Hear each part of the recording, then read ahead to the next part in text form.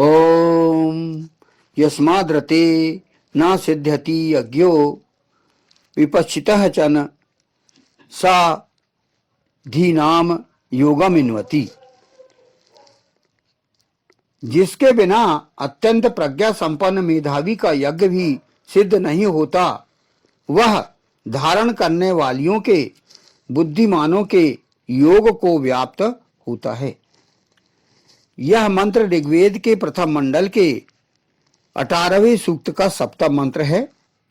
इस मंत्र के ऋषि भगवान मेधातिथि महिमत कांड हैं और इस 18वें सूक्त में चूंकि 9 मंत्र हैं और इस 9वें मंत्र का यह सप्तम मंत्र है, तो इस सप्तम मंत्र का जो मुख्य विषय है यह क्या है कि सदस्पति का यहां पर अर्थ बताया गया है। सदस्पति अर्थात अच्छाइयों से संपन्न को। तो अच्छाइयों से संपन्न इस मंत्र का प्रमुख विषय है या देवता है। तो यहां पहला फुटनोट है, जिसके बिना अत्यंत प्रज्ञा संपन्न मेधावी का यज्ञ भी सिद्ध नहीं होता, वह। यहां पर इसकी मतलब भावार्थ या व्याख्या की गई है। यहां पर इस मंत्रांश की व्याख्या यहां पर की गई है। मंत्रांश क्या है? जिसके बिना अत्यंत प्रज्ञा संपन्न मेधावी का यज्ञ भी सिद्ध नहीं होता, वह। मंत्र क्या है? यस्मात् ऋते विपश्चितः च न यज्ञ न सिद्ध्यति। तो यहां पर इसकी व्याख्या की गई है, ईशान परम परमात्मा अर्थात ईश्वर के अनुग्रह के बिना अत्यंत प्रज्ञा संपन्न मेधावी के यह कार्य भी संपन्न नहीं हो पाते, क्योंकि ईशान अर्थात ईश्वर ही यज्ञस्य देवम है। यह उसने ऋग्वेद के पहले मंत्र में ही बता दिया है। अतः व्यक्ति का ईशान परम परमात्मा या ईश्वर का ईडन अर्थात उपासना करना अत्यंत अनिवार्य है। इस सृष्टि में व्यक्ति को पूरी तरह निरंकुश नहीं छोड़ दिया गया है।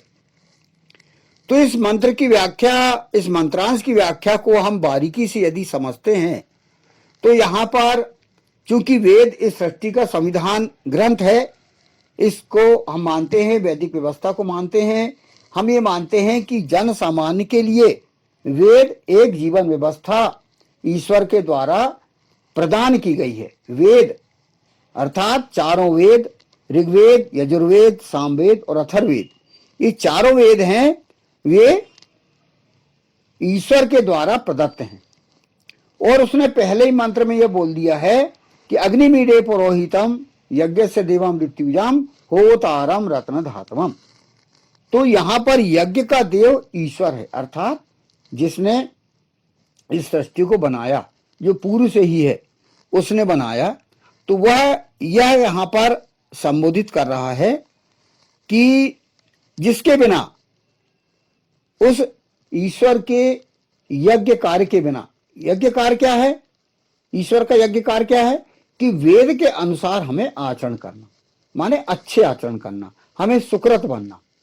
अच्छे कार्य यज्ञ है, अच्छे कार्य यज्ञ है और वो ईश्वर को जाना चाहिए और उससे व्यक्ति शक्ति संपन्न होता है। शक्ति संपन्न होता है मतलब शक्तिमान बनता है, उसको आध्यात्मिक शक्तियां, भौतिक शक्तियां ये प्राप्त होती हैं। तो ईश्वर ने तो पहले ही कहा है किसी शास्त्रों में कि सृष्टि हमने इसलिए बनाई कि वह उसकी शक्तियों का जन सामान्य उपभोग कर सके, उसका उपयोग कर सके। तो ईशान तो निराकार है, उसको आवश्यकता ही नहीं है। तो उसने ये कहा है कि आप वेद के अनुसार उपासना करके और मेरी शक्तियों का उपभोग करो और सुखपूर्वक जीवन बिताओ। यह उसका प्रमुख उद्देश्य है। इसलिए वो कहता है कि भाई अच्छे ढंग से चलो। और वेद कोई सांप्रदायिक बात नहीं कही गई वेद में। वेद कोई सांप्रदायिक ग्रंथ नहीं है। वेद एक मानव के लिए है, पूरे मानव के लिए यहां पर बात की गई है। यहाँ पर हिंदू, मुस्लिम, सिख, ईसाई वगैरह इसमें कोई धर्म मत का स्थान ही नहीं है। धर्म मतलब जो हम धारण करते हैं, यधार्यति स धर्म, ये धर्म कहा गया है। तो जो हम धारण करते हैं, हम वेद के अनुसार हम यदि कार्यों को धारण कर लेते हैं, उसके अनुसार हमने अपनी संस्कृति को, संस्कार हम अपने ऊपर ढाल लेते हैं, तो वह हो गया हमारा धर्म हो गया। जैसे कि सभी मैंने पिता का धर्म क्या है, माता का धर्म क्या है, पुत्र का धर्म क्या है, पुत्री का धर्म क्या है, पति का धर्म क्या है, पत्नी का धर्म क्या है, हर किसी ने अपना अपना धारण किया है।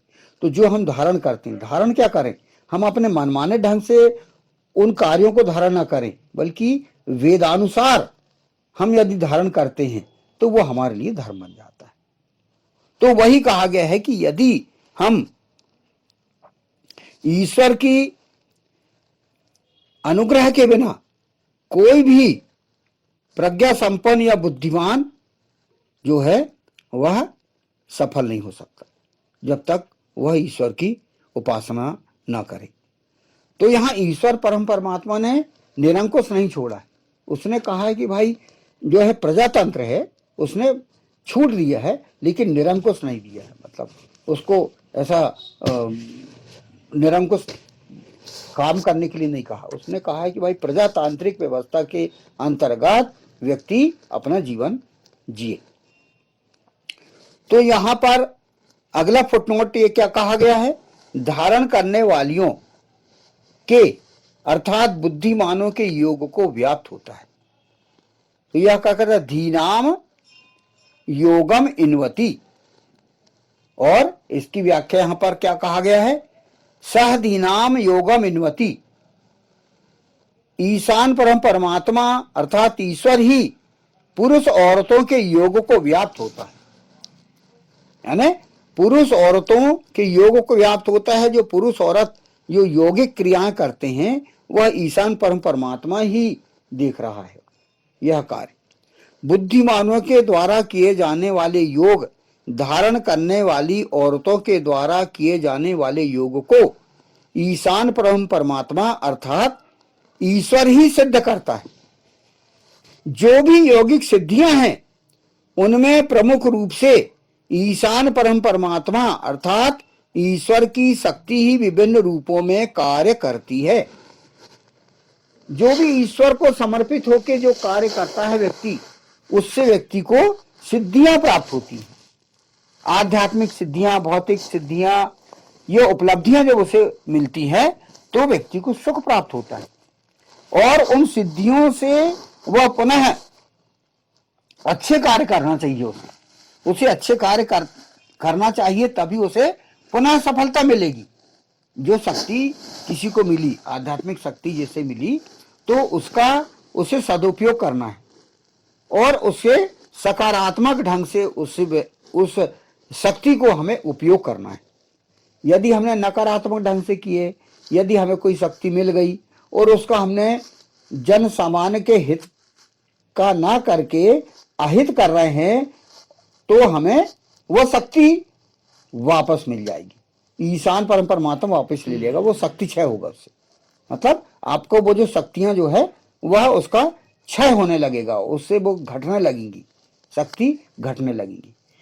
शक्ति बढ़ती कब है, जब आप जनहित के लिए उनका उपयोग करो। जब आप जनहित के लिए आप उपयोग करोगे शक्ति को, तो वो शक्ति बढ़ती है और ईश्वर अनुग्रहित आपको करता है।